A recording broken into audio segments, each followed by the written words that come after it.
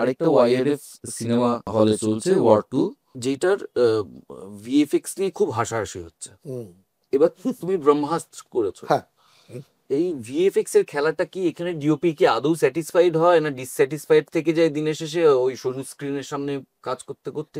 খুব ভালো কাজ করা যায়, খুব সুন্দর কাজ করা যায়, কিন্তু যেটা হয় কি জানো তো, মোস্টলি ভিএফএক্স হাউসগুলো তারা ডেলিভারি করে একদম লাস্ট মিনিটে।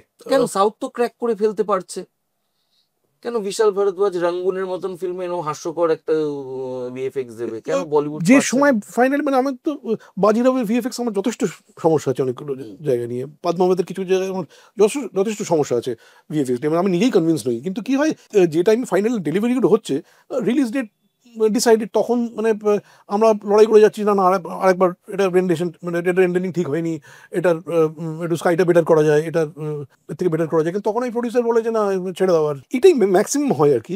ব্রহ্মাস্ত্রের ক্ষেত্রে এটা হয়নি। ব্রহ্মাস্ত্র প্রথমত করেছে ডিনেক, যেটা যারা পৃথিবীর টপ মোস্টে, শুধু যে মিটিং করতে কতবার গেছি, 5-6 তো গেছি শুধু লন্ডনে ওদের সঙ্গে মিটিং করতে আর কি।